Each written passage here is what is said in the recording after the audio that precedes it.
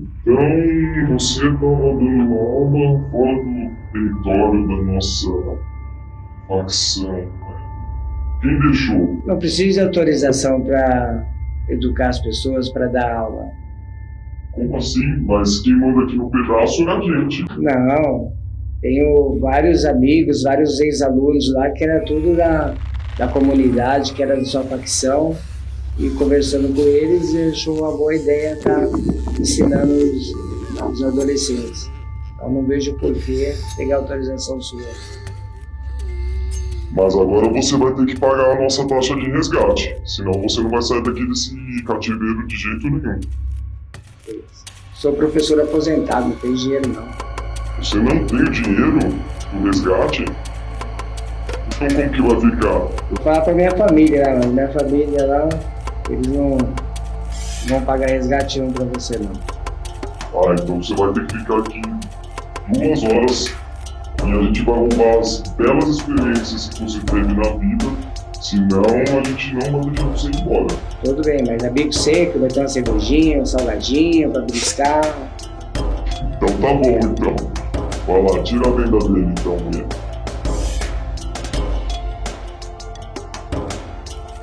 Ufa, que alívio. Você tá reconhecendo? Conheço. Salve, galera do Cativeiro! E aí, beleza? Toda semana nós estamos trazendo novos reféns para o nosso esconderijo. E como vocês já sabem, nós não estamos interessados no dinheiro do resgate. O que nós queremos é roubar as belas experiências dos nossos convidados para compartilhar com vocês aqui no nosso canal do YouTube. Então vai lá no nosso canal oficial, vai ativando as notificações, nos seguem lá, por favor, para vocês não ficarem por fora de nada do que acontece aqui no Cativeiro. E hoje a gente mandou buscar um cara excepcional. Vou fazer um close aqui para vocês verem só. Olha a cara do nosso grande professor Hamilton. Boa tarde. Muito prazer em recebê-lo aqui. Recebê-lo não, né? Em mandar buscar você lá, né? Te trataram bem? Muito bem. Só estou aguardando só o salgadinho e a cerveja no final. Apertaram um pouco o cinto na minha mão, colocaram vendas, tudo. Mas nada que depois de uma cervejinha, um salgadinho, não vale a pena. Depois eu acho que no final a gente acaba devendo pro entrevistado, não o entrevistado deve para nós, né? Eu sei, gente, eu sei que vocês estão confundindo, mas foi uma brincadeira, tá bom? Não vai levar a sério, não, vai começar a ligar pra polícia aí, isso daí dá uma confusão, hein? Porque você sabe que já teve gente aqui que a gente fez esse filme aí, daí a pessoa ficou desesperada, ligou pra polícia, falou, estão sequestrando a mulher lá. A minha mulher deve falar assim, não volta mais não, pode ficar com vocês aí. Fica com o Gaiola e Alpiste junto. Ai, prazer em te ver aqui depois de um longo tempo dessa pandemia. Para quem não sabe, o professor Hamilton é o meu tio, que eu tenho muito orgulho, tenho um projeto maravilhoso, uma carreira, uma história de vida muito inspiradora. Então a gente resolveu, né, sequestrá-lo aqui para a gente poder compartilhar a bela experiência de vida dele, né? E o que você andou fazendo desse tempo todo que a gente não se viu, porque não teve mais festas de família e agora que tá voltando esse negócio da pós-Covid, né? Foi uma pena mesmo aqueles encontros familiares que nós fazíamos, né? Ia ser o 11º, se não me engano agora, né? Já tá então, virando um tradicional, não teve. Né? Eu, nessa pandemia, eu me aposentei, né, na rede estadual bem no início da pandemia, tá? Aposentei e continuei trabalhando no clube, no Ribeirão Pires Futebol Clube, como coordenador de esportes. Veio a pandemia, as atividades do clube também foram fechadas, foram paradas, e aos poucos a gente está retornando com algumas atividades. O Pé na Bola, o campeonato dos associados de futebol voltou já há 1 ano e meio. Esse ano a gente volta a participar de competições pelo Sindiclube. E estamos aí. Caramba, e tá jogando uma bolinha ainda no final de semana? Que é craque, né? Não, joguei muito. Agora é só na experi já corri demais já. Antigamente pesava 50 quilos, né? Agora tô com 70, então... Mas no pé na bola o ano passado nós fomos campeões, né? Inclusive o seu tio Nelson também estava na mesma equipe que eu estava. 2 mitos juntos, também não tinha como ter outro resultado, né?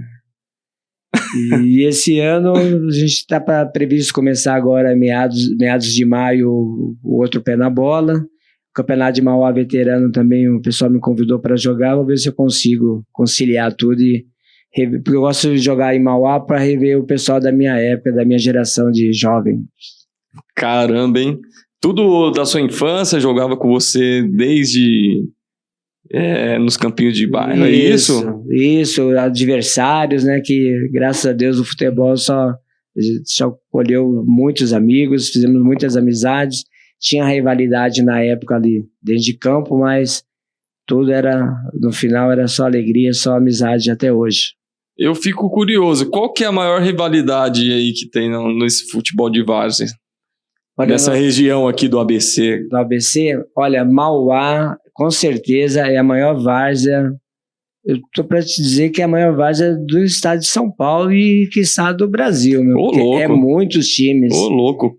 E da nossa época tinha as rivalidades do bairro, né? Que a gente morava no Parque das Américas, tinha o Colorado, o Corinthians, Zampa, Santa Cruz. Então sempre teve aquela rivalidade ali, mas é aquela rivalidade saudável.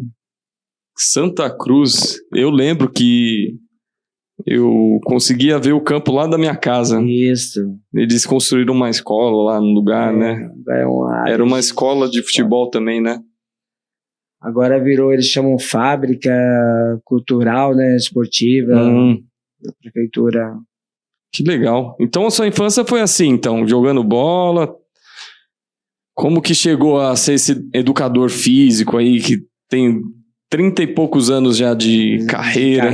Caramba, muita gente passou por você, teve a vida transformada, né? Porque o papel do professor é muito importante na construção de um cidadão, de uma pessoa, não é?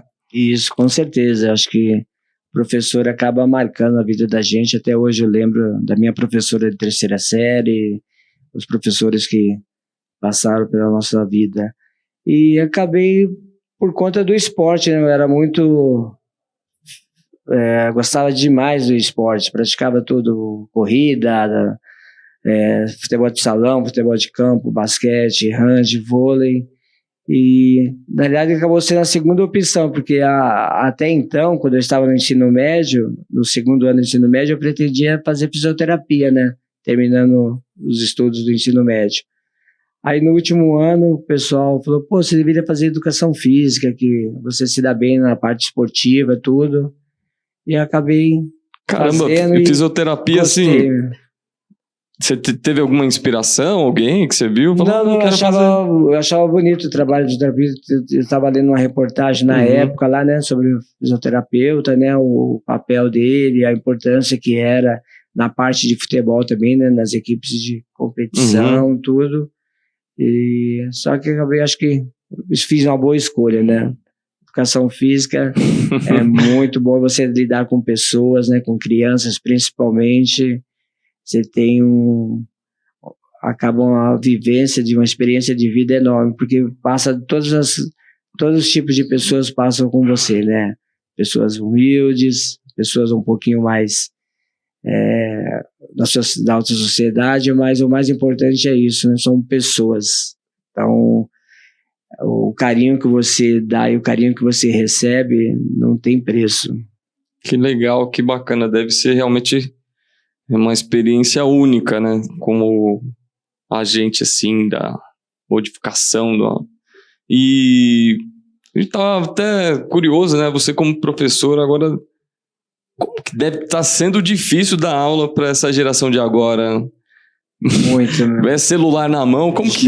Já era assim, o tempo todo dentro da sala de aula, ou quando você ia para a quadra com a criançada, o tempo todo não largava o celular para nada. Era totalmente diferente da nossa época, né? Da minha época, principalmente. Na minha época ainda era assim, queria jogar a bola. Você não via a hora de chegar a sua aula de educação física para você extravasar, ir lá para a quadra, jogar, qualquer tipo de modalidade, correr. E hoje não. Tanto uma prova disso que os jogos escolares eram mais competitivos antigamente, né? Tinha Caramba, mais sério? Hoje em dia tá difícil você montar uma equipe de handebol, uma equipe de basquete, vôlei. Você fala assim, quem quer jogar hand? Aí fica lá com a cabeça baixa aqui. Hand? Que é isso? É de comer? É um jogo? É um aplicativo? Professor, não dá para mim jogar aqui no computador ou no meu celular? Não. Então, a prática mesmo. Ai. Nossa, mas você consegue ver um reflexo assim na sociedade? As pessoas estão, sei lá, agora eu vou falar uma coisa meio de supetão, estão mais obesas porque não praticam tanto esporte? Por incrível que pareça, Everton, o pessoal está mais consciente. Acho que a mídia agora, né, acordou para a vida e está divulgando mais a parte de atividade física, o quanto que é importante, né, de você, aí entra no sedentarismo, que sedentário, você vai ter problema de obesidade, problema de diabetes, problema cardiovascular. Então, o pessoal está mais consciente disso daí. Só que, por outro lado, uma coisa é você estar consciente, outra coisa é você fazer, né? Você praticar. E estudos comprovam que a criançada de hoje, aí, tanto por conta de falta de atividade física, quanto por conta também de uma alimentação inadequada, né? Também isso aí influencia bastante. Seus pais te incentivavam a praticar esporte? Como que era a infância? Você falou aí a gente falou do jogo de várzea, né? Dos seus amigos de infância que você gosta de encontrar. Eu queria que você falasse um pouco aí de como que era a brincadeira na rua. Porque tá bem diferente. Hoje em dia a criançada não sai mais não, né? Muito, né? Então, pra você entender, aquela época, a gente criança, a gente ficava brincando até 9, 10 horas da noite, na rua não tinha perigo nenhum, os pais só iam chamar você para tá na hora de tomar banho e dormir, outro dia tem escola cedo, né? E hoje já não tem mais isso, né?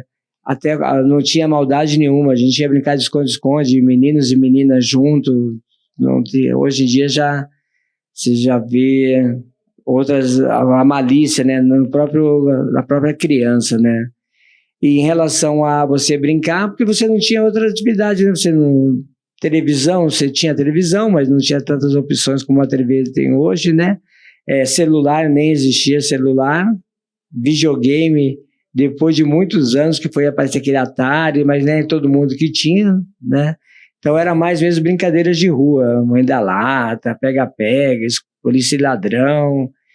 E como você falou, perguntou antes se meus pais incentivavam, não, porque os pais da gente eram bem antigos, assim, né? Eles não eram de estar conversando com a gente alguns assuntos, até mesmo eles ficavam bem na deles lá, e uma coisa que meus pais sempre me incentivaram e pediam para que eu estudasse, né? Meu pai era semi-analfabeto, minha mãe é analfabeta, e ele queria que eu me dedicasse aos estudos, né? E para ser alguém na vida e conquistasse meu espaço. Aí você começou a dar aula, como? Fez a faculdade, na época qual que era a faculdade? Era a FEC do ABC, em São Caetano do Sul. E trabalhava e fazia faculdade, era bem puxado? Era bem puxado, porque eu comecei em 86, né? Meu Deus, 86. Eu fui a penúltima turma a ser há 3 anos a educação física. Eu não tinha nem nascido em 86. Então, 86, 87, 88. 89 já comecei a lecionar. Antes disso, de 86, eu trabalhava no Correio, né? Então, eu fazia faculdade de manhã e trabalhava no Correio. Caramba, eu pressuponho que o trabalho no Correio era complicado, hein? E o meu era mais light ainda, porque eu era mensageiro, ele não era carteiro. Mensageiro, ele só trabalhava com telegramas, né? Então, mensageiro? Mensageiro chamava. Você tinha uma pastinha assim, você colocava debaixo do braço com telegramas e você ia entregando lá. Agora, o carteiro, não. O carteiro, a gente via aquele carteiro com aquela sacola pesada nas costas, levando pra lá e pra cá. Falei, não, quero uma coisa mais light. Não, agora você tem que explicar pra essa geração aí, porque eu tenho certeza que eles nem sabem o que é Telegram. Telegram? Tem um aplicativo que Telegram. chama Telegram, não é? Mas explica o que é o Telegrama de verdade. O Telegrama naquela época lá era usado praticamente muito de trabalho, né? A pessoa convocando para fazer entrevistas. E também que o pessoal às vezes chegava, quando você entregava à noite Telegrama, o pessoal já colocava na cabeça, ai meu Deus do céu, quem morreu? Porque tinha muito disso, o pessoal entregava telegrama para, fulano morreu. Então tinha muito isso. Quando você entregava telegrama então até 10 horas da noite. Meu quando Deus, era 9h30 da noite, você ia entregar um telegrama, a mulher já desesperava já. Já chorava. Meu Deus do céu. O que aconteceu? Quem morreu? Eu falei, não, moça, não morreu não, é de trabalho. Mas você já chegou a entregar alguma coisa assim? Telegrama? Já aconteceu de entregar telegrama. Nossa, pesado, hein? Morava em outro estado, né? E, vem urgente pra cá que fulano, o avô, o tio, faleceu, né? É um baque, mas... Caramba, hein? É o nosso papel, né? E não existe, né? Mais telegrama. Não, hoje em dia é tudo no Zap, No Zap fulano, Mariazinha faleceu aqui, tá? Mali tem carta, né? Quem não manda carta? Nada, nem escrever. Agora tem digitado, áudio, né? Então, na tecnologia. E você vê com que as coisas são... Criaram uma velocidade da luz mesmo, né? Porque você tinha que mandar uma mensagem, levar no correio, aí lá o correio ia levar até a casa da pessoa. Até... Dependendo do lugar onde ela mora, com a dificuldade toda de chegar, ela ia ver daqui um mês a carta. Isso. E nessa época que eu fazia a faculdade, trabalhava no Correio, meu pai, seu Francisco, que Deus o tenha aí, muita saudade dele, ele saía tipo 11h30 lá de Mauá e até São Caetano levar a marmita para mim, porque eu saía da faculdade meio-dia, começava a trabalhar 1h da tarde. Então, do 12h30, comia rapidinho, aí meu pai pegava a marmitinha de volta e levava para outro dia. Então, foi isso durante 1 ano e meio, mais ou menos, ele fazendo esse trajeto aí. E acho que eu comentei com você já que se eu conseguir ser um pai de 50% que o meu pai foi para mim, eu fico satisfeito, que ali foi um paizão mesmo. Isso daí é importante, né? E você, como professor também da rede pública, você deve presenciar a diferença que faz uma família com valor, estruturada, e uma que não tem isso, né? A carência que tem. Muito, né, meu? Então a gente vê, às vezes chamava a criança, ele dava muito trabalho na escola, aí você chama lá, aí vai a mãe, aí você entende por que a criança é daquele jeito, né? A mãe totalmente desnorteada, falando palavrão, mas eu já falei que esse não é para ficar maltratando o professor, aí você fica assim olhando, eu falei, caramba, agora você entende, tá explicado onde ele aprende tudo isso, né? Eu, graças a Deus, eu fui criado, você acredita, Everton? Eu nunca ouvi um palavrão dentro de casa, ou do meu pai para minha mãe, ou da minha mãe para o meu pai. Tá cada dia mais difícil isso, né? Como professor, eu era chato, porque eu não aguentava ver os caras, o mercado falava um palavrão, eu olhava assim, mas é difícil. Hoje em dia, só que como eu lecionei muito em periferia, é do cotidiano deles aquilo lá. Então, às vezes, não é nem maldade, é o que eles vivenciam, né? Porque eu acho que o problema não é falar o palavrão, é porque acaba virando um vício de linguagem. E isso daí vai atrapalhar em outras áreas dela. Às vezes o cara ou uma menina vai procurar emprego, até a forma dela se expressar, ela não consegue tirar esse vício de linguagem. Então usa sempre esses cacoetes. Gírias, e na hora de ter uma vida profissional, ascender, né, ter uma oportunidade melhor, não consegue, porque é muito difícil, uma vez que você gravou um vício de linguagem, você se livrar dele. Imagina. Muito difícil. Eu acho que não é nem o problema de falar palavrão, é que você não consegue, né, sair desse jeito de falar, esse maneirismo aí, né? E a educação é isso, né, também, né? Acho que é importante mesmo. Mesmo você sendo um educador físico que não tem a ver em si com uma língua portuguesa, né? É teu papel como professor, pelo menos corrigir ali dentro do que está vendo, né?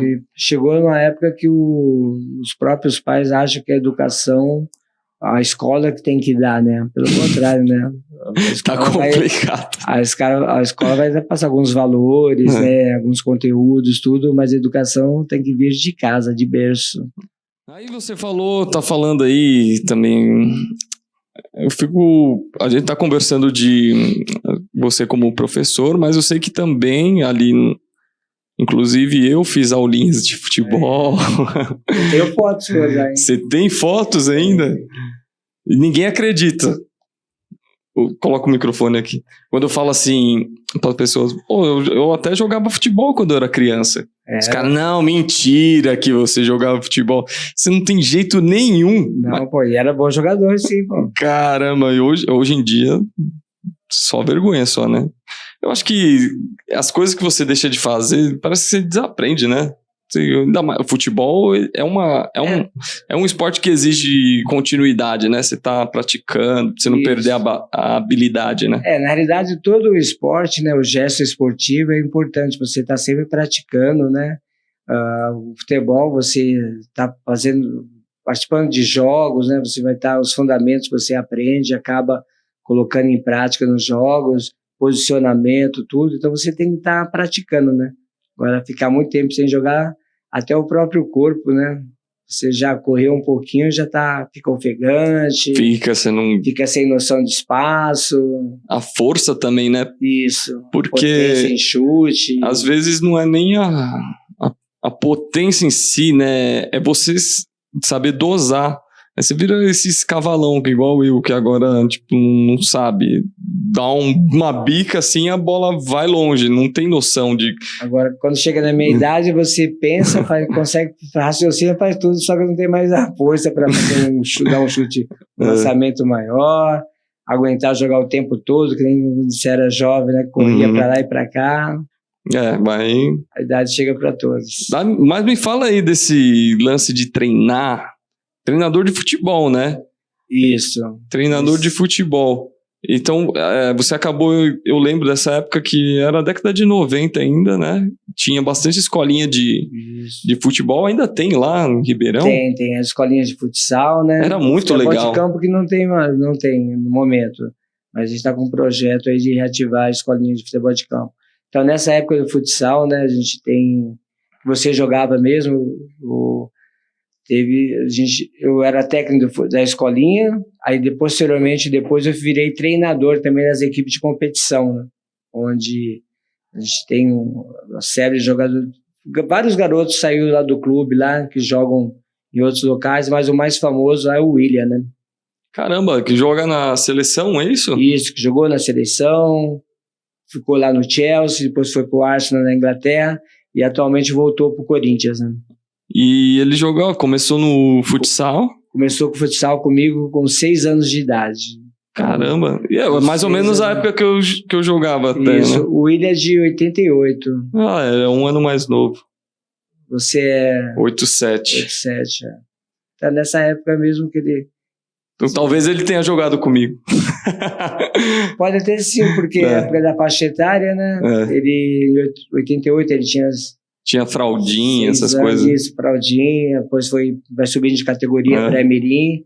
E ele jogou com a gente até os 9 anos. Quando ele estava completando 10, ele foi fazer escolinha do Marcelinho Carioca ali em Santo André.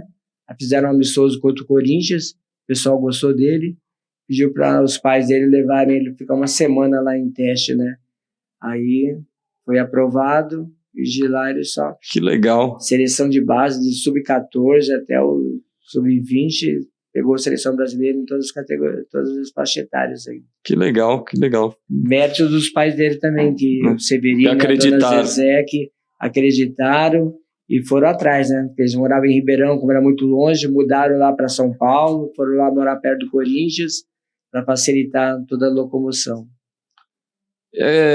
Eu acho muito legal, porque eu vou dar minha experiência, né? A época, um menino queria só jogar bola, né?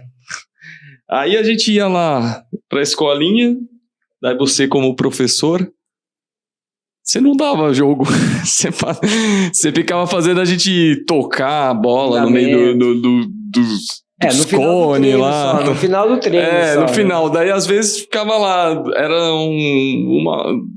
uma partida só. Aí você fala, caramba, eu queria jogar, fiquei aqui correndo pra lá e pra cá, né? Você acha que isso faz falta no esporte, né? Um atleta de futebol, tô falando, um jogador de futebol. Você vendo o cenário aí profissional dos times, como que tá esse cenário? Os jogadores, tá faltando o que é talento, o que é treino? É porque, na realidade, o jogador ele é meio preguiçoso, né? Ele não quer treinar, né? A gente deu um exemplo aí bem prático aí do Oscar Schmidt do basquete. Ele terminava o treino, ele ficava treinando lá 200, 300, 400 arremessos. A perfeição, aquele gesto técnico lá, né? E o jogador ele quer jogar só. Então vai ali, só que tem que aprimorar o passe dele, tem que aprimorar os chutes, domínio de bola. É o que a gente fazia na escolinha com a criançada, né? Não adiantava nada você fazer jogo lá, uma hora, a aula era 1 hora, né? Vamos fazer 50 minutos de jogo para todo mundo. Então, vai ter dificuldade, ainda mais na faixa etária que era vocês, de 7, 8 anos. Ele vai ter dificuldade de um domínio de bola, de fazer um passe com a perna direita, perna esquerda. Então, ele tem que treinar esses fundamentos para, quando chegar um jogo, ele colocar em prática. Eu acho que não tem lógica você só treinar só e não fazer jogo, né? Até mesmo jogos contra, né, outras escolas, fazer essa... Lembra que a gente fazia o campeonato interno lá? Nossa, era muito legal, era bem competitivo aquilo dali. Era competitivo, nossa. Mas de certa forma ali você tinha que colocar em prática o que você aprendeu na aula, né? Não, e era legal. E eu vou dar um exemplo agora do que eu aprendi da minha vivência.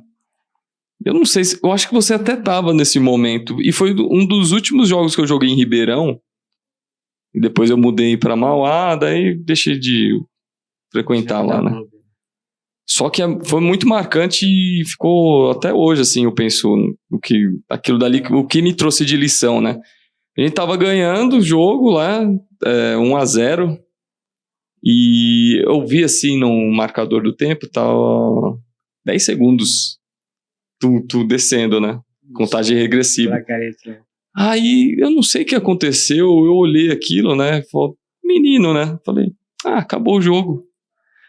O rapaz, o menino do outro time, simplesmente cortou assim, passou por mim, e eu falei, acabou o jogo, porque eu falei, ele não vai fazer gol, porque já tava lá tava ainda... Tava zerando já. E tava longe do gol, né? Até ele atravessar a quadra, eu falei, ele atravessou e do jeito ele bateu dali e fez o gol.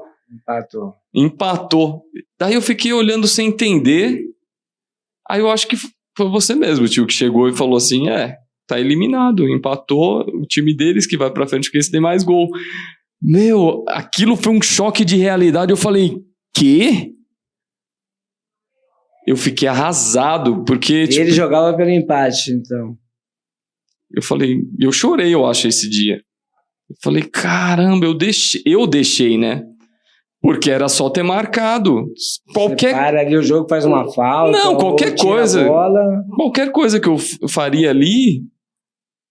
E isso ficou tão marcado em mim, porque aquela coisa de você pensar, cara, o jogo só acaba quando apita. Fica uma frustração, né? Fica. Mas é tirar proveito para trazer para o lado bom, lado da vida, que você nunca pode desistir, né? Nunca pode se acomodar. Você tem que estar lutando até o final para você alcançar seus objetivos. Isso daí acontece no trabalho, assim, porque às vezes você dá tudo no trabalho, tudo, você treina. É o que aconteceu, a gente treinava, tocava a bola, ia lá, dedicava aquele tempo lá, e no finalzinho você simplesmente amolece. Aí todo aquele trabalho que você fez já era. É tipo morrer na praia, né? Isso que você é criança. Imagina vamos levar para o futebol profissional, o campeonato todo, o cara treinou, o cara se dedicou ali, aí numa final um goleiro dá uma falha, Pois é. você perde um gol. Não, e ali é evidente que foi, tipo, desleixo mesmo, entendeu?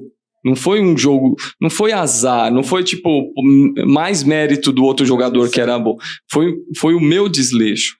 E isso me marcou muito, porque dependia de mim e eu simplesmente... Foi um desleixo. Porque se eu tivesse... Você lembra quantos anos você tinha? Uns 12, 13 já? 12 ou 13. Que o dali foi bem pesado. Quando é 7, 8 anos, ali você nem... É uma brincadeira, você tá ali... 12, 13, você já sente um pouco mais. Não, e assim, essa lição eu levo pra tudo na minha vida. Que nem agora a gente tá aqui, montei tudo esse estúdio aqui.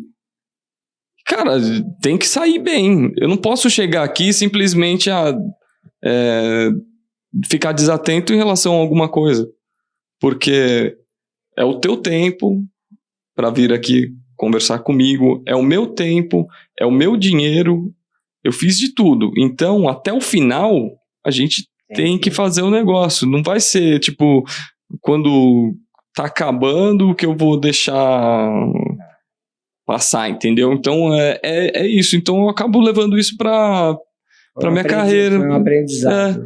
Meu trabalho também, às vezes, sei lá, tô fotografando, fico 14 horas em pé. Aí, eu tô o tempo todo no evento. No último segundo, que é aquela foto que eu tava esperando.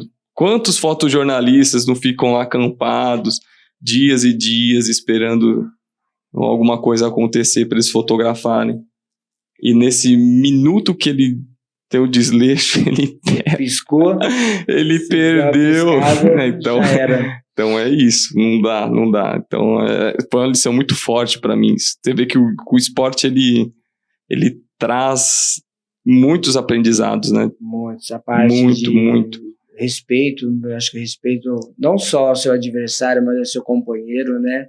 De você entender o limite de cada um, né? Porque de repente você tem mais habilidade, vai querer menosprezar aquele outro que está ali praticando um esporte, não de repente com outros objetivos diferentes do seu. De repente você está praticando um determinado esporte com o objetivo, eu quero ser profissional, e o outro está encarando só como um lazer só. Então tem que respeitar isso, respeitar o adversário, ter espírito de companheirismo, cooperação. Então tudo isso o esporte traz ali um aprendizado para a gente. E é legal também, né, porque todos participavam, né, até o que não tinha muita habilidade, tá? E tinha o mais gordinho, o mais magrinho, o mais alto, sei lá, todo mundo jogava, entendeu? E era legal isso, né?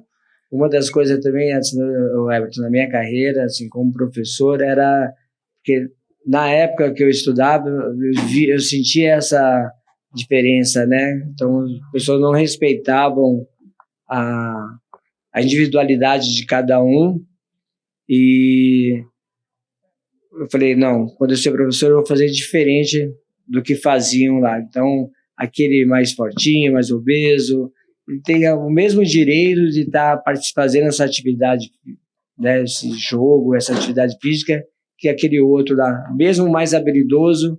Então, nunca menosprezar o seu colega, né? E graças a Deus, eu acho que serve de lição para a gente, e a criança lá na frente, ela sente, tem muita gente que deixou de gostar da educação física porque ele era o último a ser escolhido, ficava de canto, não era até mesmo, porque criança, hoje em dia fala do bullying, né? Mas naquela época o negócio de tirar o sarro, tudo, era não tão forte como é hoje lá. Mas eu acho que a criança, ela sente, se ela não tem não só professor de educação física, um professor de matemática, professor de português, inglês, que vê, que dá atenção para ela, que entende a dificuldade dela e procura ajudá-la, ele não vai querer mais fazer aquela disciplina nunca mais. Cria um trauma, né? E, cara, a gente falando agora do futebol, também desses treinar fundamento, tudo isso, ficou curioso para saber sobre esses atletas que despontam aí, se é talento ou se é muito treino, né? Tem essa questão do Cristiano Ronaldo, que treina pra caramba, mas se não tiver talento também, o que adianta você treinar tanto? Tem essa linha tênue, assim, o que é habilidade e o que é treino? Ó, talento, a gente vê, por exemplo, um Neymar lá num jogo, que ele, numa jogada de habilidade dele, ele consegue mudar todo o sistema defensivo da equipe adversária. Agora, treinamento... Pode vir um pouquinho mais para frente aqui. Treinamento também é importante, porque o futebol é um coletivo, né? Por mais que num jogo uma pessoa possa fazer uma jogada e ganhar a partida devido àquela jogada dele, mas ele é coletivo. Então você tem que estar treinando a parte tática, né? Não só a técnica, mas a parte tática. Então eu acho que tem que ter uma conciliação dos dois. O talento do seu jogador, ele também não precisa ter só o talento, ele vai ter que ajudar os colegas também, né? Para na hora de marcar, na hora que tiver sem bola, fazer o posicionamento defensivo, quando tiver posse de bola, fazer o posicionamento ofensivo. Então é importante isso. Agora, tem gente que acaba achando que o craque lá, um Cristiano Ronaldo, um Messi, sozinho ganha jogo, mas na realidade não, né? Porque ele não tem como ele atacar e defender sozinho, né? O que mostra a última Copa do Mundo, né? Você vê que, tipo, os craques, Cristiano Ronaldo, Neymar, né? Você vê que eles ficam um pouco mais dependendo da equipe, né? E acontece, a gente joguei bola um pouquinho aí, né? E você sabe, acontece que num dia que você não tá bem, né? Ou acontecer alguma coisa com você, no seu psicológico, ou você não consegue acertar um passe, tá perdendo o gol. Então você não tá bem, aí depende da equipe ali, tá fazendo isso, né? Agora, dizer que o jogador sozinho ganha jogo... Mas você bate o olho assim no menino, no moleque, e fala, esse daí é bom. Esse tem habilidade. Tem, mas até ele chegar no topo lá tem muito chão, né? Então vai ter muitas coisas no caminho dele, vai ter problema, de repente ele não pode ter uma contusão, família... Já aconteceu muito caso disso, de você ver que infelizmente uma contusão tirou o futuro, poderia ser um excelente jogador. E isso, hoje na prática eu torço, sou santista, né? Então o pessoal não fala que o Santos é lá onde saem muitos jogadores bons. Então vários garotos do Santos que falam, nossa, esse daí vai vingar. Aí chegou nos 21, colocou no profissional, nada, não... E garotos do Santos, 14, 15, não só no Santos, nos outros clubes também, já ganhando uma fortuna. Um garoto de 15 anos, de repente, tem um salário de 20 mil reais, cara, nem você com faculdade, o pós, nunca, garoto, né? Tá percebendo isso e não sabe se lá na frente ele vai vingar ou não. O que é isso? É business mesmo? Ou é uma aposta? É uma aposta, é um investimento do clube, aí depois veio o empresário lá, toma conta da carreira do garoto, aí vende para onde lá e o clube fica chupando o dedo. Investiu pra caramba lá nele e depois o pai acaba entrando do empresário e o garoto perde todo aquele vínculo que ele tinha com uma determinada equipe. Aí a gente tá voltando a esse assunto do futebol de várzea, futebol profissional também. Eu queria perguntar para você qual a partida mais marcante, assim, uma das partidas mais marcantes que você lembra, disputada, tipo, que ficou bem tenso, assim, na várzea. Queria que você falasse de um jogo. Pode ser até um que você tenha jogado, participado lá como jogador, ou que você viu, e no profissional. Profissional. Na várzea, foi quando eu estava jogando o campeonato veterano em Mauá, para o Parque das Américas, né?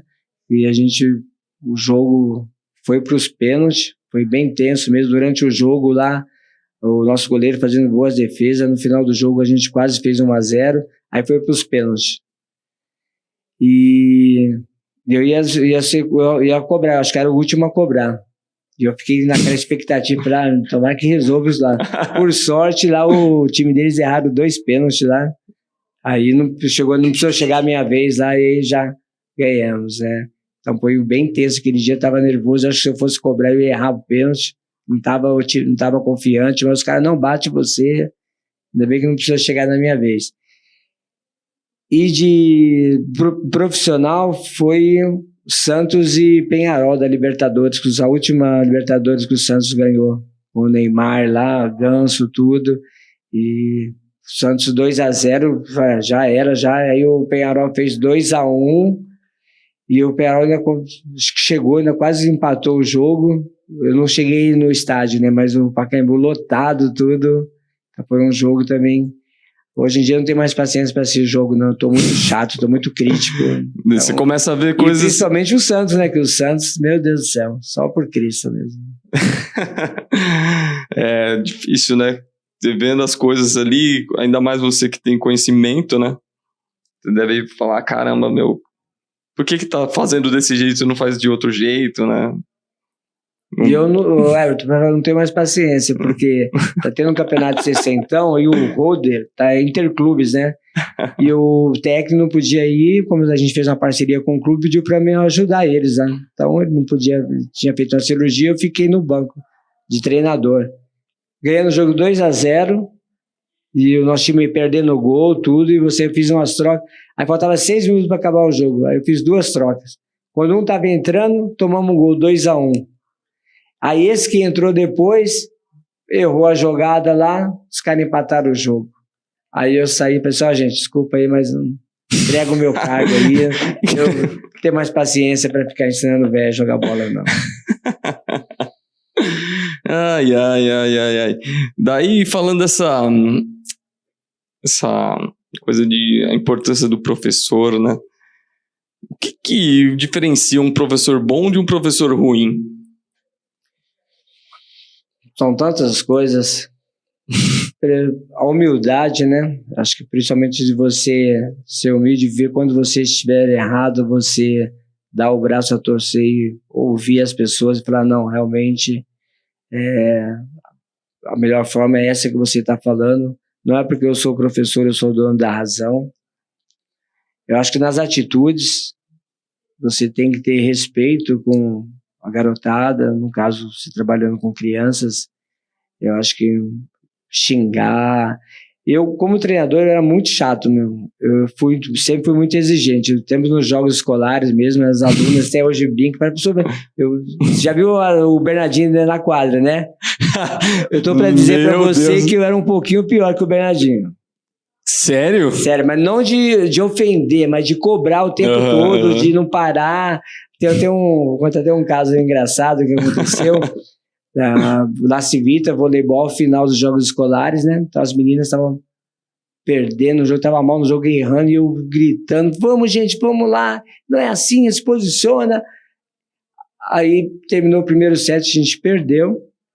Aí eu falei, vamos lá, vamos. Aí começou o segundo set, eu berrando tudo lá. Aí, não, professor, só fica gritando com a gente, tá bom, não vou gritar mais com vocês, vocês vão jogar aí, eu vou ver o ciclo pegar fogo. Aí foi o jogo lá e nada, e elas erravam, olhava pra mim, você não vai falar nada não. Chegou determinado o jogo lá, eu pedi tempo, né, a gente tava perdendo, se perde aquele segundo set, já era, né. Aí uma menina falou, professor, volta a gritar com a gente.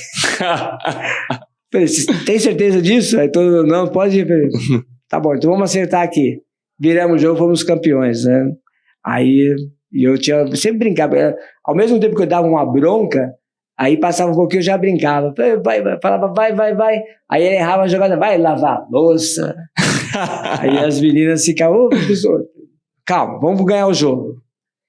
E terminou assim, mas que eu era chato demais, era mesmo com os meninos, assim, e com as meninas eu tinha que ter um cuidado maior, porque as mulheres são mais sensíveis, né? Então, de repente, você dá uma bronca, um grito com a menina, e tem muito disso. O homem não, o homem tá jogando lá, você fala, aí um colega reclama com ele, e já fala, não, eu vou jogar sim, é meu direito, eu vou jogar. Já a menina não, uma fala uma coisa, se uma menina reclama com a outra, aí já vira a cara, mentira, não vou jogar não, porque a fulana tá brigando comigo.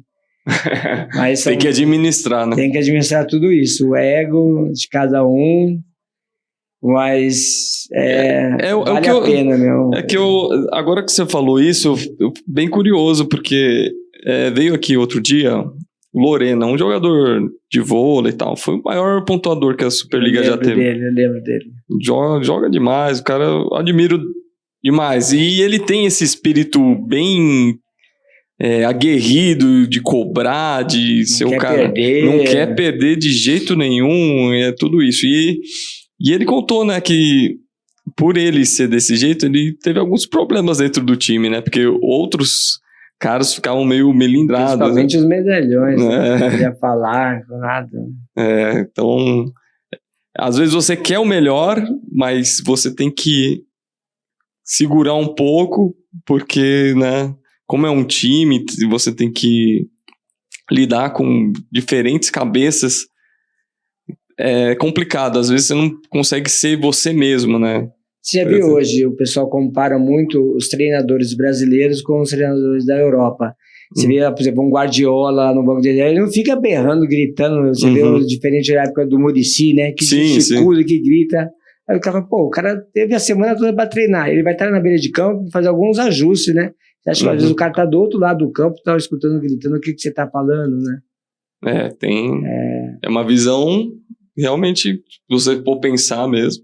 O cara teve a semana toda para ele treinar, ali, ele vai fazer os ajustes, vai acertar algum posicionamento, alguma coisa que ele acha que não tá legal, ele vai tirar um jogador, põe um outro, mas os jogadores têm que fazer a parte ali, né? Tem um amigo que falava que o Muricy parecia aqueles bonecos de poço lá, ficava pra lá e pra cá e berrando. Será que... Chegava sem garganta. O São Paulo, né? Você viu o São Paulo mesmo? Vixe, ele fica o tempo todo correndo pra lá e pra cá. Por que será?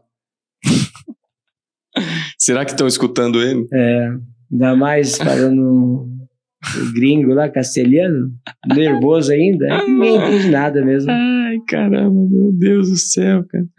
Agora, eu vi que você trouxe aqui umas fotos. Eu vou pegar a câmera e vou dar uma passada aqui.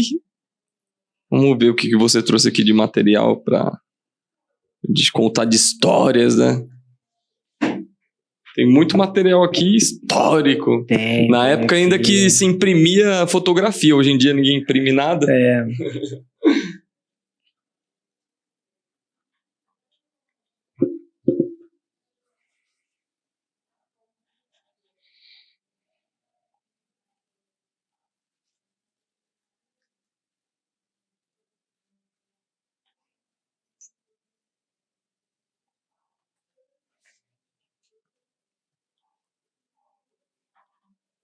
Falando aí, pode ir lá.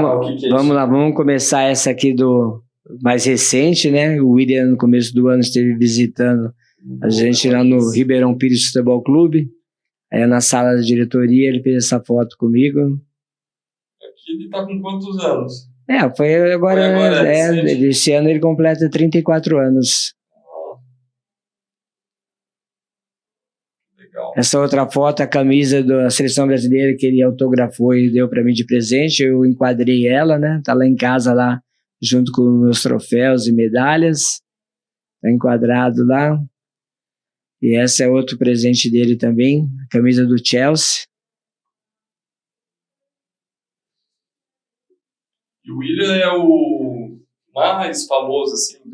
Isso, a gente teve outros garotos, o Cauê, que estava no Japão, voltou, né? Tá em clube atualmente, tem o Jefferson que jogou em Portugal, tem a Flávia, aluna que jogou handebol, estava na Europa, voltou para o Brasil, o Cello, que foi campeão da Copa São Paulo pelo Corinthians, jogou no Vasco, no Grêmio.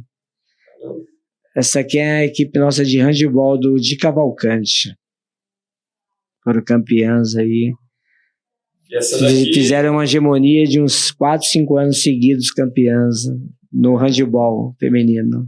No disputa municipal? Jogos escolares, que é a diretoria de Mauá, né? Que abrange Ribeirão Pires, Mauá e Rio Grande da Serra. Essa foi também uma das grandes equipes de voleibol que eu tive lá no de Cavalcante. Saiu alguém atleta profissional aqui. Do handebol, a Flávia, né? Que era goleira. Caramba! Ela E ela tá jogou jogando ainda? Ou... Ela tinha ido, se eu não me engano, para Tchecoslováquia? Não. Aí, onde que foi? Ela foi para a Europa e voltou agora. Ela jogou em Santo André, jogou Quem em São ela Bernardo. aqui? Ela, deixa eu ver nessa foto. Deixa eu ver se ela tá.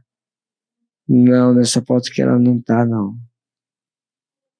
Ela era mais nova que essa turma aí.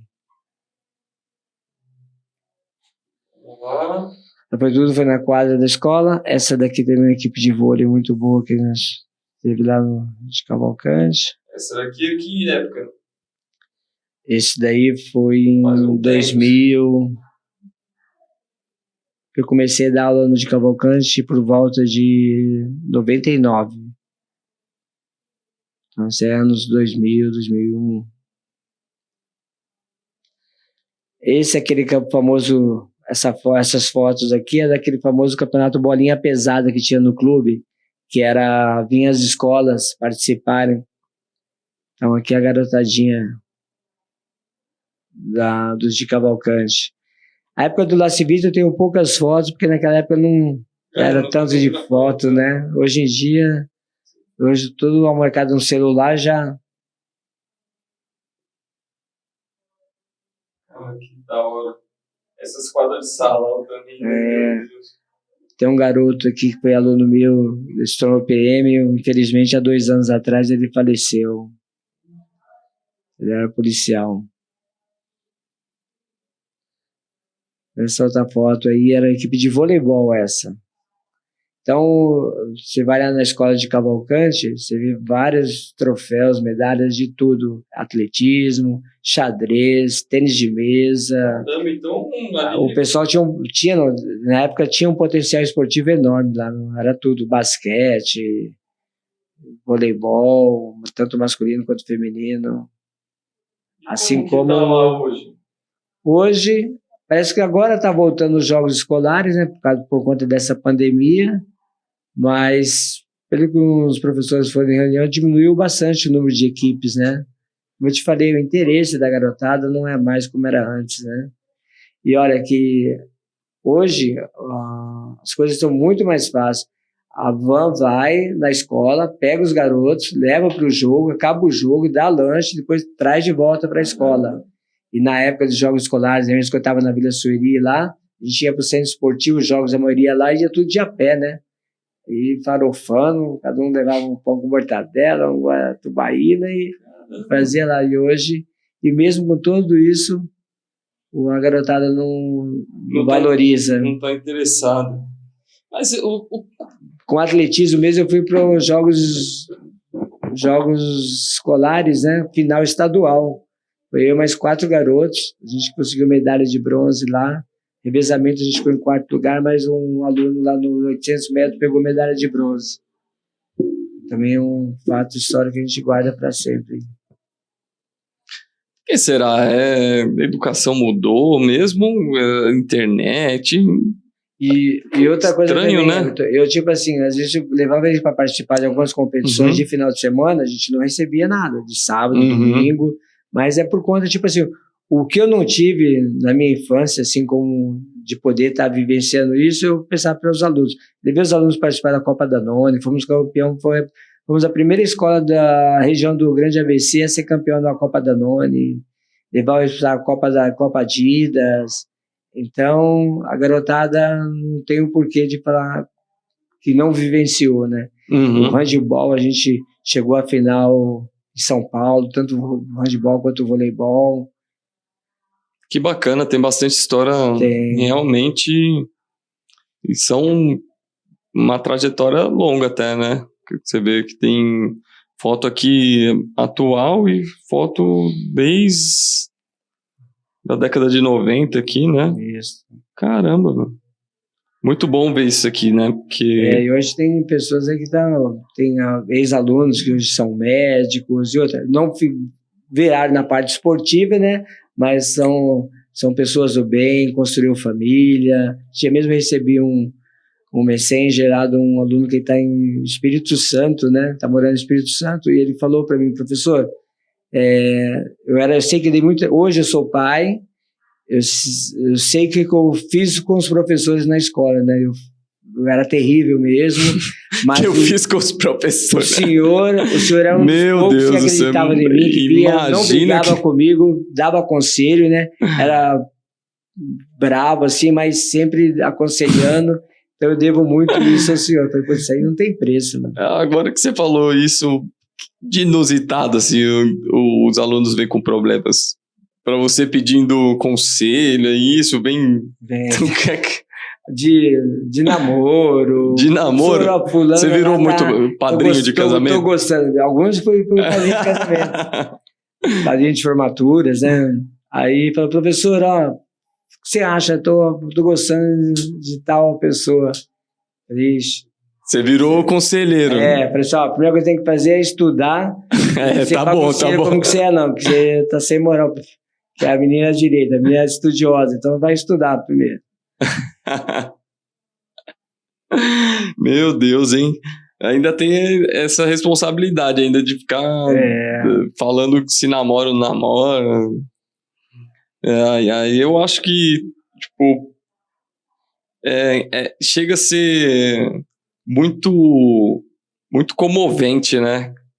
A forma que as pessoas elas acabam dando valor à tua opinião até nisso, né? Porque vocês acabam compartilhando muito tempo junto, né? Eu cheguei em uma parte, tipo lá no de Cavalcante, eu fiquei 21 anos lá. Então eu estava dando aula para filhos de ex-alunos. Caramba! Cheguei até a dar aula para neto de ex-alunos. Nossa! Acabou sendo mãe precoce, né? E acabei dando aula para neto de ex-alunos. É mole? Caramba! Então legal a geração. Pegou a geração toda. Geração todinha, você no bairro acaba conhecendo todo mundo, ou professor, e uma vez professor, eterno professor, né? Onde você até hoje você encontra as pessoas, professor. Lógico, não. Né? Um fato também engraçado, que eu dei aula no magistério, no Felício Laurito. Então, no magistério tinha as senhoras, né? E tinha o pessoal, as jovens também. E com o tempo, essas mais velhas, elas se tornaram professoras e foram lecionar junto comigo. Aí tinha reunião assim, com os alunos, tudo. Aí o professor Hamilton foi meu professor. Aí eles falaram, caramba, professor, você é velho pra caramba, deu aula pra professora aí que já tá velhinha já. Meu Deus! Aí eu explicava, não, gente, que eu fui, era magistério, tudo. Aí as professoras, tá me chamando de velha, moleque? Mas... Ai, caramba. Naquela época mesmo você treinava no clube, tinha muitos garotos lá que treinavam com você, que as mães deles eram alunas minhas no Felício, no magistério. Caramba! E o clube está investindo ainda nessas coisas de escola, não? Tem futsal, né, que você falou. A escola de... Nós paramos com a parte de competição de Federação Paulista, que é muito caro, né, e o clube, essa pandemia, deu uma quebrada legal, né, pra você ter ideia, a gente tinha no início da pandemia, antes da pandemia, 2.000 sócios pagantes, chegou no auge da pandemia, a gente com 300 pagando, imagina pro clube ter que arcar salário. Continua as manutenção, tudo, né, então foi difícil, a gente está... Agora deve estar perto dos 1.000 sócios pagantes, né? Ideal é ter pelo menos 1.500. Mas está lá. E como sempre, né, o pessoal nunca está feliz, né? Acha que o clube é isso, aquilo, mas é difícil, meu. A diretoria lá não é remunerada, o pessoal quebrou a cabeça e o Edivaldo, nosso presidente mesmo, fez das tripas, com aquele ditado que fala das tripas coração. Tripas coração. Para passar por essa pandemia aí, meu. Porque ele sempre priorizou de estar em dia com o salário dos funcionários, porque tem o pessoal de limpeza, manutenção, uma estrutura os professores, toda, né? Então tudo depende disso. E o associado às vezes não entendia, não estou usando o clube, então não preciso pagar não, né? Só que os funcionários lá, como o clube vai pagar esse pessoal? Foi um momento difícil, mas graças a Deus a gente não está tudo zerado, tudo certo, mas aos poucos a gente vai se entrando nos eixos. Aí agora, se você quiser falar, claro, tem um episódio Eu até acompanhei na época que você pulou para tentar uma carreira política, tentou ser vereador. Eu queria que você me falasse dessa perspectiva. Desanimou de querer concorrer a um cargo? Everton, foi uma das maiores decepções da minha vida, assim, frustração foi quando eu me envolvi com essa parte de política, né? Talvez um pouquinho para frente. Como eu me envolvi com essa parte de política, por conta que, nossa, na primeira eleição eu achei que já estava eleito, já que todo mundo votar em você, isso e aquilo. Aí tive 354 votos. O pessoal que era do meio político mesmo falou: Hamilton, é muito voto que você teve, e quanto você gastou do seu bolso? Eu falei, não gastei nem R$1. Foi ali conversando com as pessoas, mostrando suas ideias, e foi. Porque a política é muito suja, meu. O pessoal chega no dia da eleição lá com 150 mil, 200 mil reais e começa a comprar votos e a gente está ali na beira, vendo o cara fazendo tudo aquilo lá e não pega nada. A segunda eleição foi, eu já estava já esperando já que não fosse tão bem quanto a primeira, né? Mesmo assim, eu tive 316 votos, mas eu cheguei a determinada situação que política não é... A gente sabe que precisa, pessoas do bem precisam estar envolvidas lá com a política, mas é difícil entrar. Elas não chegam, né? É difícil. Elas não chegam lá, né? Se chegam lá, elas acabam ficando... Eu vejo atualmente lá em Ribeirão Pires, lá, né? Tem até umas 2 mulheres que estão de vereadoras lá, tentam fazer uma coisa, mas o grupo é muito fechado, então tem quem está lá com o prefeito, né? E fica difícil aprovar os projetos deles, é difícil. A última eleição eu ajudei um professor nosso, a gente achava que ele ia conseguir tudo, mas chegou... Acaba ficando os mesmos, pessoal, é isso? Essa é a minha impressão. Mudou pouca coisa, é os mesmos, é o cara que chega assistencialismo, o vereador, tem vereadores que não é o papel dele ficar ali capinando o mato, dando cesta básica para o outro, não, ele tem que fazer projetos de lei que melhore a vida do munícipe, né? E o pessoal é tudo no assistencialismo. É porque a pessoa já, não sei, a cultura é esperar que dê alguma coisa para ganhar o voto. Você acha certo, por exemplo, o vereador tem uma lista de espera para determinado exame lá, o cara vai lá e pega o seu nome o cara pediu, põe na frente, passa na frente das outras pessoas que às vezes podia estar até mais necessitado, tudo. Então, não, o vereador é legal, ele colocou meu nome lá na frente, quer dizer. Então, na realidade, acho que cada povo tem o político que merece, né? Até mudar, né, a mente das pessoas. A gente cansa de falar, né, para as pessoas que não é dessa forma que deveria ser. Não tem que ficar votando no cara porque ele vai fazer alguma coisa para você. Ele vai te dar alguma coisa. Ele não é seu pai, cara. Você tá falando aí, olha, da minha primeira campanha, me pediram dentadura. Não posso votar no senhor assim. O cara pensou, vai lá, tem um amigo meu lá, ele... vou lá, né? Você pedir para todo mundo. Eu expliquei, pessoal, eu tenho um projeto de fazer isso. Não, moço, o senhor consegue uma dentadura para mim? Se quiser a dentadura, eu voto e meus familiares também. Eu falei, não, moço, não é assim que funciona. Outro Jesus. que filha, teve outro que pediu dinheiro para trazer uns parentes do interior. Aí eu falei, meu Deus do céu, foi o primeiro ano de política, né? Daí é o choque, né? E eu via o pessoal falar isso, eles ficavam te pedindo um monte de coisa. Eu falei, não, pô, que isso, cara.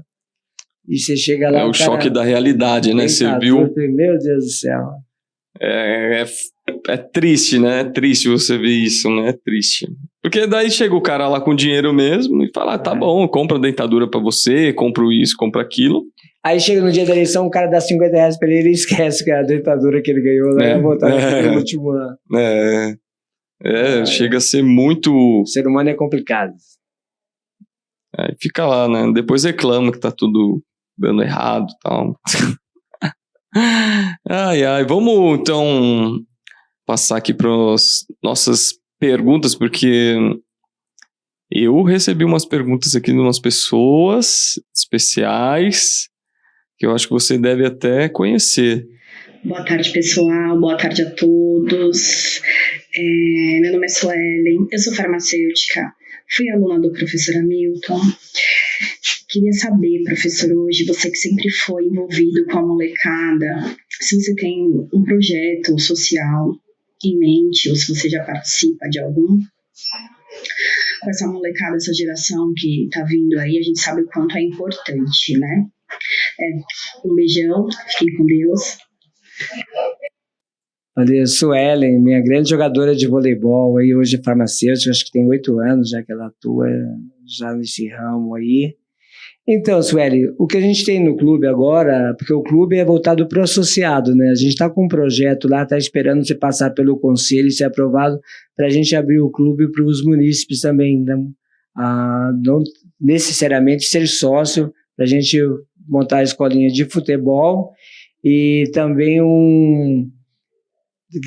de crianças a 6 a 9 anos, ele está vivenciando todas as modalidades esportivas, o tênis, o judô, o basquete, o vôlei, o futsal, o handebol. Então, a gente está na esperança aí que passe pelo conselho, né, seja aprovado e a gente abrir para mais pessoas, o pessoal da periferia, né, porque até então o clube só é para sócios. E como a Sueli era de Cavalcante, do Jardim Caçula, né, um bairro lá perto da Índia de Tibiriçá. E essa menina, eu tiro o chapéu para ela, guerreira, sempre ali batalhadora, foi estudar, foi fazer a sua faculdade. A filha dele é maior que ela, muito alegre. Tivemos o prazer, antes da pandemia, fazer o encontro dos ex-alunos lá de Cavalcante, lá no clube da Mercedes, lá, e o que vale, como eu vou falar para você, sempre falei para você, né, é a amizade, é uma coisa que fica pro resto da vida, né? Então eu sou muito feliz por, não só com um grupo de professores, mas principalmente com um grupo de alunos que eu tive, de a gente manter esse vínculo de amizade que tem até hoje, né? Vamos lá, próxima pergunta a gente vai abrir aqui. Expectativa, hein? Quem será? Caramba, chegou um monte de pergunta aqui. Todo mundo te conhece também, então pouco tempo, né, de estrada, né? Pouco tempo, né? Meu sobrinho, orgulho do tio. Vamos jogar aqui na timeline. Roda a pergunta. Fala, tio Hamilton, tudo bom? Prazer aí estar participando dessa homenagem aí pra ti. E quero aqui agradecer você por ser o grande incentivador aí de eu estar aí na educação física. Hoje eu sou um profissional de educação física pelos seus conselhos, pelo profissional que você é. E uma pergunta, quais foram as maiores dificuldades na época, no início da sua carreira? Bom, um abraço, tio, fica com Deus, parabéns aí pela bela carreira. Eduardo, esse garoto aí tem história, né? É filho do meu irmão, né? Meu irmão separou, deixou eles pequenos ainda, e o carinho que eu tenho por ele, o respeito, né? O Eduardo, quando ele pensou em fazer educação física, ele veio me pedir conselho, né? Falei, tio, o que você acha? Eu falei, não, vai lá mesmo. Você sempre foi ligado ao esporte também, jogava futebol, fazia escolinha. Então com certeza você vai ser um grande profissional. E na realidade é o que ele é mesmo, né? Trabalha na prefeitura de São Paulo, ele tem escolinhas em condomínios, né? Lá na área de São Paulo também. E é excelente profissional, um paizão também, tem uma filhinha. Tivemos o prazer de encontrar com eles 2 finais de semana aí. E em relação à pergunta do Dudu, as maiores dificuldades que a gente teve é aquilo que a gente já comentou no começo, né? A falta de material, né? Você chegava numa escola, você tinha 35, 40 alunos com 2 bolas, por exemplo, de futsal, 2 bolas de basquete. Então, foi uma grande dificuldade. Aí de você conquistar o espaço dentro da escola, o pessoal ver que você ter credibilidade do seu trabalho para a escola acabar investindo em comprando esses materiais. Outra grande dificuldade que a gente tinha no início de carreira é que as escolas que eu lecionava, nenhuma era quadra coberta, né? Então você tinha aquele problema que choveu, ainda mais onde a gente mora, Ribeirão Pires, né? O clima lá. Então chovia, você não podia dar aula lá, você tinha que improvisar. Hoje em dia, até uns anos atrás, você já tinha a sala de aula, né? Porque a educação física agora, recentemente, é no horário de aula. Antigamente não, era no turno oposto, né? Então quem estudava de manhã fazia educação física à tarde, quem estudava à tarde fazia educação física de manhã. Então chovia, não tinha como você dar aula, os alunos nem iriam na quadra, então você não tinha um espaço apropriado para você fazer uma aula teórica com eles, nada, né? Então, o principal, acho que as dificuldades foram essas mesmo, porque no demais, nas dificuldades você acaba usando a criatividade, né? Na falta de materiais adequados, a gente improvisava, e como eu falei, naquela época, ainda quando eu iniciei, os alunos eram mais participativos, né? Os alunos tinham maior interesse pela educação física. O que vocês improvisavam? Por exemplo, GE a gente não tinha os arcos oficiais, você usava o bambolê, eu não tinha os cones lá, então você mandava os alunos levar garrafas PET, você enchia de areia para colocar ali e fazer como se fossem os cones. Bola de vôlei, vinham as bolas que na época, até engraçado, eram costuradas pelos presidiários, né? Então o Estado mandava aquelas bolas, mas a bola de vôlei, a criançada saía com o braço vermelho. Meu Deus, imagina. Aí a gente improvisava aquelas bolas dentro de leite, que era mais leve, pelo menos para você fazer a manchete, a criança aprender o movimento, aí facilitava, porque com aquelas bolas lá, só por Deus mesmo. E, tá doendo, não, vamos pro jogo, tá bom. É bom que fica... Cheio de manhã, é bom vai ficar calejado. Fica calejado e forte, né? Aí vai sacar com uma bola profissional, a bola vai 120 km. Caramba, tá forte esse jovem aí, tá forte, né? Não tinha, até quando não tinha rede de vôlei, a rede rasgava, até demorava para outra, você colocava uma corda e colocava umas tiras na corda, imaginando uma rede. Mas dava certo. O importante é que como eu te falei, naquela época, o pessoal agora, se for hoje em dia lá, você fazer isso, o aluno, com tudo, ele já não tem interesse, imagina sem aquilo lá, não, pessoal, que isso? Não é rede de vôlei, não, isso é uma corda. Eu não vou jogar com essa corda, não. Não.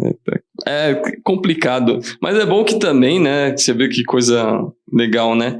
Eles ajudavam, eu acho que eles entravam também nessa de improvisar. Isso. Você pedia para eles trazer as garrafas PET, então eles tinham o trabalho de reservar lá para trazer, de pensar no jeito que... Pensando já no meio ambiente, já naquela época lá. Que legal. Vamos lá para outra pergunta agora. Ih, caramba, sumi. Aqui a gente é um povo humano aqui. A gente canta, dança, faz tudo ao mesmo tempo. Como diria no futebol, cruza e cabeceia. Bate escanteio vai pra cabecear. Vamos lá. Mais uma pergunta, deixa eu jogar aqui. Carla Francischini. Já reconheceu. Olá, meu nome é Carla, profissional de educação física, e a minha carreira foi inspirada em uma pessoa muito especial, um professor muito querido, o professor Hamilton Gonçalves Dias, e hoje a minha pergunta vai para você, Hamilton. Eu gostaria de saber o que te motivou a continuar nessa profissão, a seguir nessa carreira de profissional de educação física. Carla, quando ela começou a fazer educação física, acho que foi em Mogi, ela falou, professor, vou fazer educação física por sua causa, porque você, do jeito que você tratava a gente, eu vou querer ser uma professora como você. Foi atleta minha, jogava muito bem handebol, jogava futebol, a Carla. As irmãs dela também não tiveram aula comigo, né? Mas a turma da Carla foram meus cobaias, né? Foram meus primeiros alunos. Então, tem um carinho especial por eles. Em relação à pergunta da Carla, o que inspirou a estar motivando, são eles, né? São essas crianças, né? Então, o que motiva a gente é não só ensinar eles, mas aprender, né? Eu aprendi tanto com meus alunos, a receber deles o carinho, a dedicação que na minha profissão, que eu procurava fazer o máximo para eles, sem discriminar pessoas, e eu tinha tudo isso de volta. Não quer dizer que eu dava querendo receber alguma coisa de volta, mas era uma coisa espontânea, né?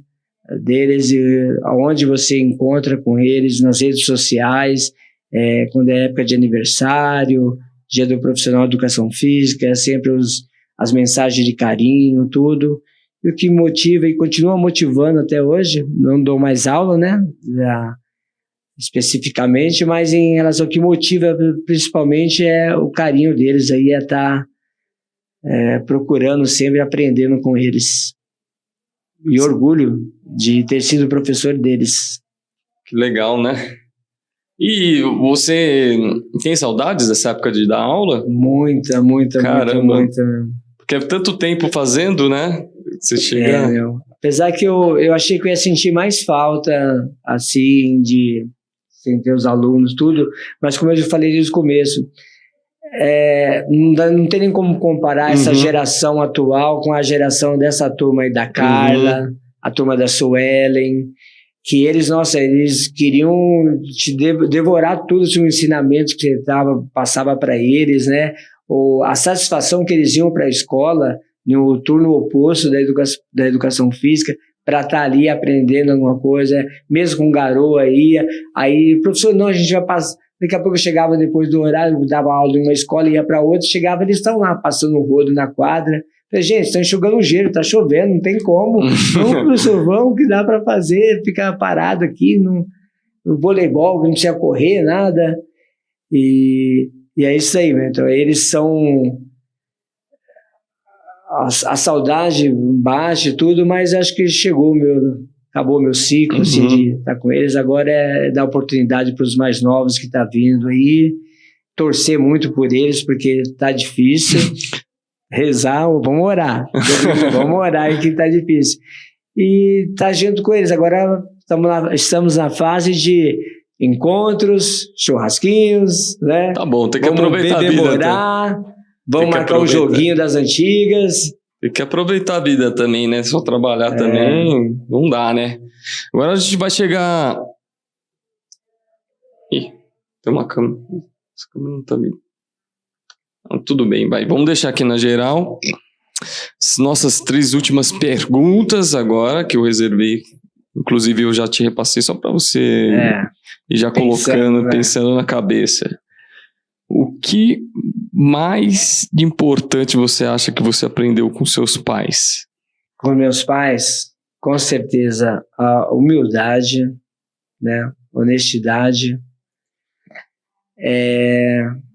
de você ver a vida, que por mais que as coisas não estejam legais, você não pode desistir dos seus sonhos, dos seus objetivos. Meu pai foi para mim um exemplo de vida, né? Até hoje eu não esqueço. Umas 2 semanas antes dele falecer, ele estava internado, aí eu fui visitá-lo e ele ia ter alta, né? Acho que 1 ou 2 dias depois, e ele chorando falou para mim, perguntou: pô, filho, sinto muito de não poder fazer para você mais nada, não poder estar te ajudando. Eu falei: não, pai, que isso? O senhor foi a vida toda me ajudando, né? A gente, quando teve a primeira filha, a Jéssica, ele que tomava conta dela, porque eu trabalhava, a Márcia trabalhava, ele e a minha mãe foram os avós, pais e mães dela, né? Então, e sempre com um sorriso no rosto. Aí teve alta e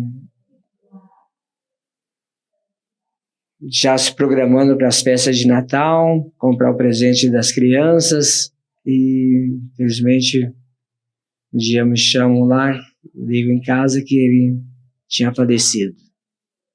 Então, essa parte do meu pai de ser uma pessoa honesta, uma pessoa humilde, uma pessoa carismática, tenho muito orgulho assim, de ter dado isso dele. Tem algum outro episódio interessante, engraçado, curioso, que você lembra da infância que tem a ver com os pais? Você poderia falar, porque você falou da marmita aí, que ele te ajudava. Se tiver outra coisa, Pode ser engraçado Não, também, pode ser. engraçado que eu tinha muita raiva era quando eu tava na rua brincando e minha mãe saía na rua e gritava: Mirto, ô Mirto, vem pra casa, moleque. E a molecada tirava o sarro de mim: vai lá, ó, sua mãe tá te chamando. E ficavam berrando. E eu: não, mas já vou e nada. E uma outra coisa também que você fala, né? Depois de já, vamos assim, velho, né, jovem, né, dos 24 anos, namorava com a sua tia, e às vezes chegava 1h30 da manhã, vindo da casa dela, no meio da rua, parece um vulto lá. Quem era? Minha mãe. 1h30 da manhã, no meio da rua, esperando eu chegar. Estava preocupada que eu não tinha chego ainda. Caramba. E falei, meu Coração Deus de do mãe, céu. né? Na época eu brigava com ela. Falei: ô mãe, que isso? Aí depois eu fui vendo os amigos que os pais não estavam nem aí, eles estavam indo para outros caminhos. E eu falei: não, tenho que dar graças a Deus os pais que eu tenho, a preocupação que eles têm comigo. Imagina. E você depois como pai, né? A gente passa por tudo isso, né? Entende, né? Basta ser pai. Então vamos lá para a próxima pergunta. O que você mais valoriza numa amizade? Atenção, sinceridade, a coisa de tocar, de pegar, de ser abraçado, de toda vez que você vê essa pessoa, ela ser honesta com você, você sentir que realmente... Então, pelo cotidiano da gente, a correria que nós temos na nossa vida, muitas vezes você fica sem conversar com a pessoa, sem vê-la, mas é só um telefone, um telefonema, uma mensagem, uma curtida um comentário, né? Um comentário que ele, quando sai alguma coisa lá, ele... Tem, por exemplo, o Rui, que é um amigo de infância lá.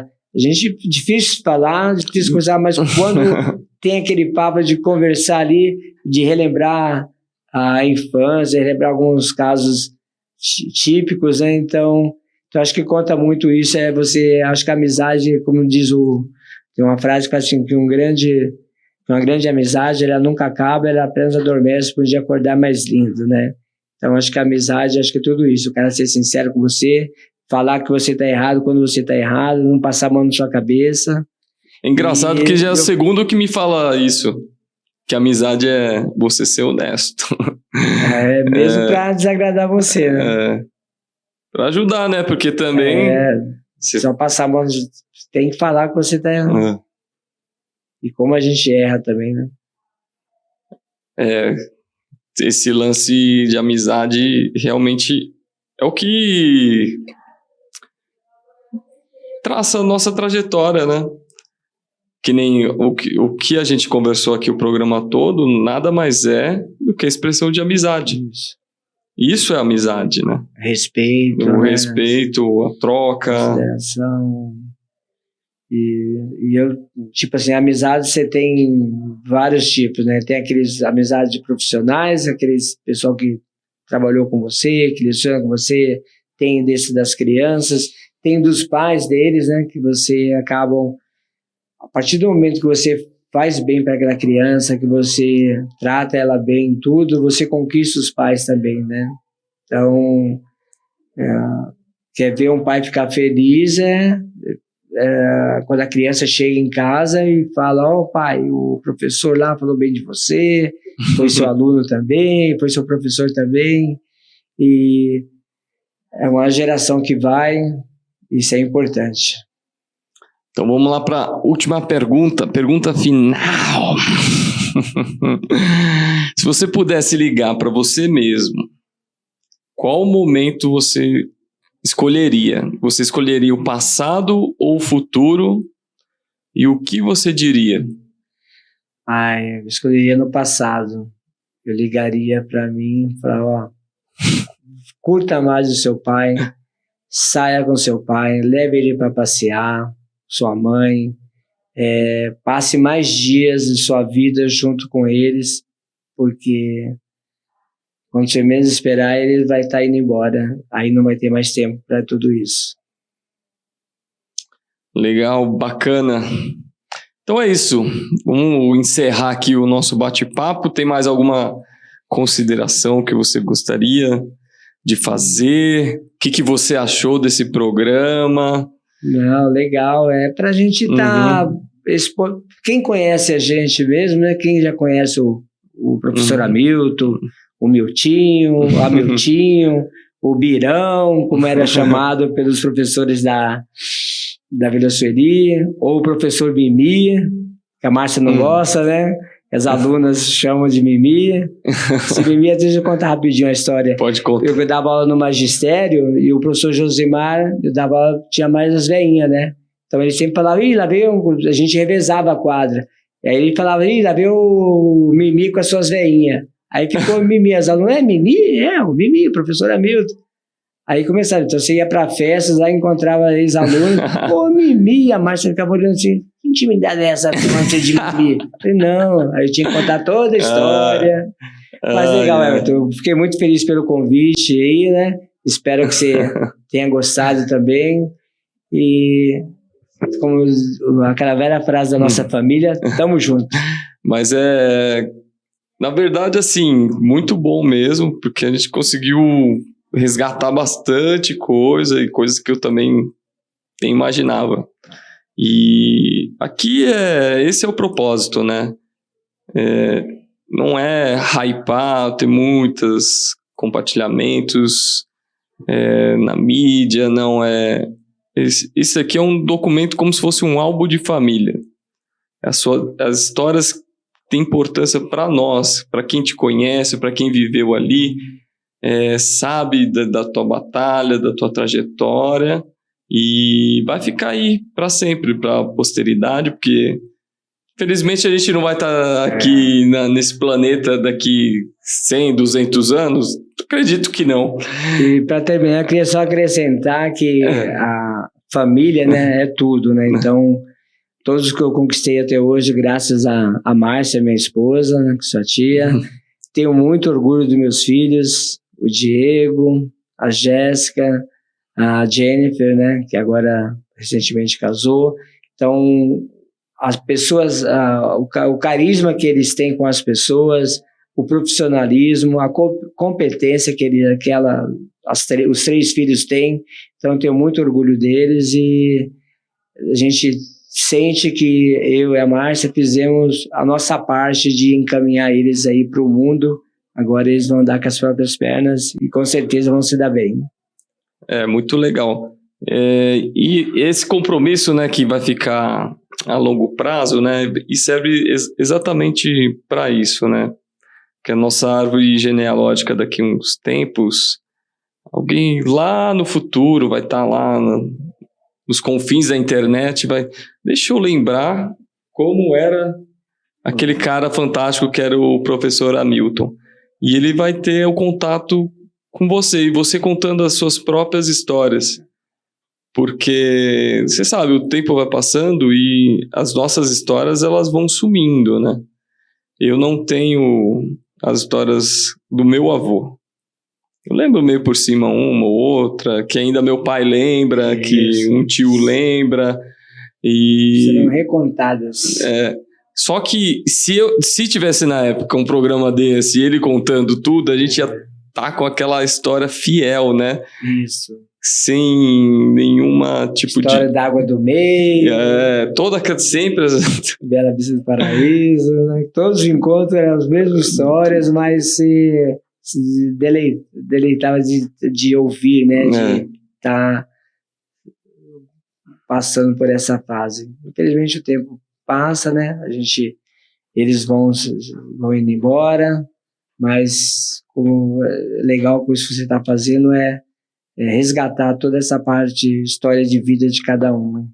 Resgatar e registrar mesmo, porque daí não vai ter problema não, porque a gente vai envelhecendo e você sabe, né? A gente vai perdendo um pouco a memória. A memória, ela vai dando uns pelé na gente, vai driblando. Com certeza. Então é isso, meu povo.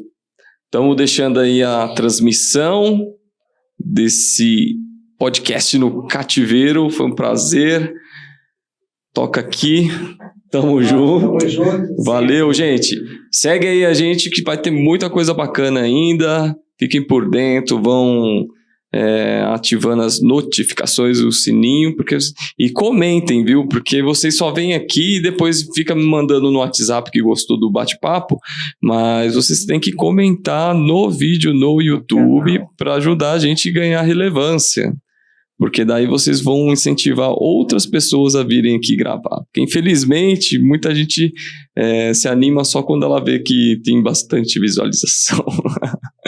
Então é isso. Valeu, abraço. Tchau para vocês.